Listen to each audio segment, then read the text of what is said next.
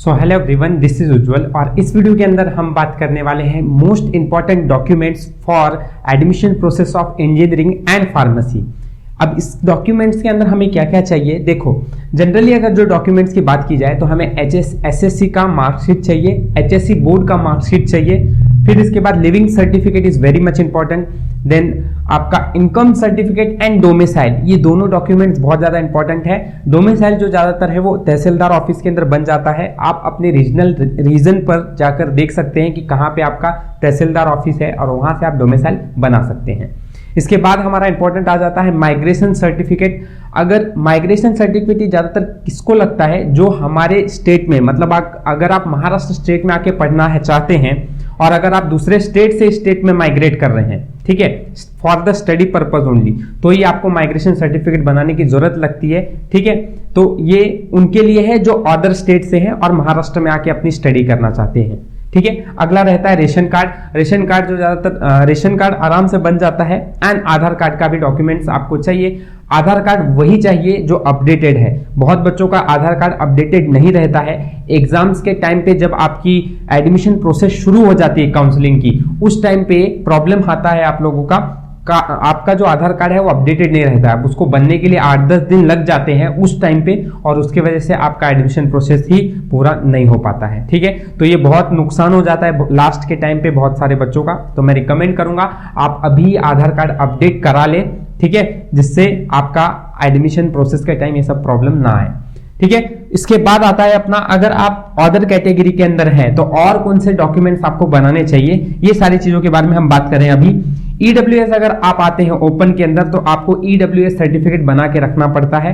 EWS certificate ये है economically weaker section, मतलब कि आपकी अगर फैमिली अगर सैलरी एनुअली 8 लाख से कम है तो आपको इनकम सर्टिफिकेट ईडब्ल्यूएस आपको बनाना पड़ता है। ठीक है, और ईडब्ल्यूएस से बहुत सारे बेनिफिट्स रहते हैं। अगर आप ओपन के अंदर ईडब्ल्यूएस कैटेगरी बना लेते हैं तो आपको एडमिशन में फीस में भी थोड़ी मतलब एक तरह से थोड़ा कम हो जाता है, ठीक है, फीस। एंड रही बात आपको स्कॉलरशिप या फिर आपको मेरिट लिस्ट थोड़ी सी कम लगती है अगर आपने ये बना लिया है तो। ठीक है, अगली बात आती है अपनी अदर कैटेगरीज के अंदर। अगर हम एसबीसी, ओबीसी, एनटी इन सब के बारे में बात करें तो आपको caste certificate and cast validity certificate ये दोनों ही बना के रखना है इस टाइम पे। ये ध्यान में रखो, अगर आप कास्ट सर्टिफिकेट ही बना के रखते हो, कास्ट वैलिडिटी सर्टिफिकेट नहीं बनाते हो तो इसका कोई यूज नहीं है।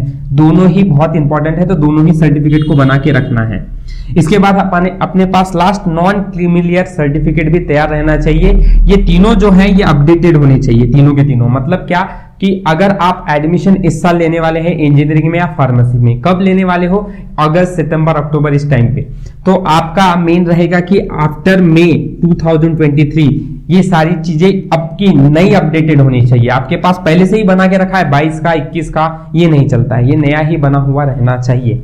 जितने भी अपडेटेड या फिर जितने भी आप डॉक्यूमेंट्स बनाते हो ये सारे अपडेटेड होने चाहिए, ये बात ध्यान में रखो। पहले जो है वो वाले नहीं चलते हैं अभी। ठीक है, बहुत बच्चे रिपीटर्स होते हैं, वो पिछले साल का ही सेम डॉक्यूमेंट इस साल भी लेते हैं, ये वैलिड नहीं है। ठीक है, एडमिशन के टाइम में प्रॉब्लम्स आ सकते हैं, तो आपसे रिक्वेस्ट रहेगी कि आप सारी चीजें अपडेटेड ही बनाकर रखें। ठीक है, सो आई होप ये सारी चीजें आपको समझ में आई है। इन सारे जितने भी डॉक्यूमेंट्स आपको लगने वाले हैं उनका आप एक साथ स्क्रीनशॉट ले सकते हैं, इन सबको तैयार रखना है आपको।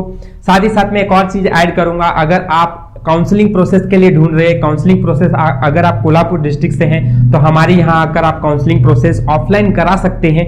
इसके लिए मैंने आपको लिंक दे के रखी हुई है, डिस्क्रिप्शन बॉक्स के अंदर लिंक है, आप उस फॉर्म को भरिए गूगल फॉर्म के, एंड उस वीडियो को भी जरूर देखिए जो वीडियो हमने बनाई है काउंसलिंग प्रोसेस के लिए। दोनों की लिंक्स डिस्क्रिप्शन बॉक्स के अंदर है, आप देख सकते हैं।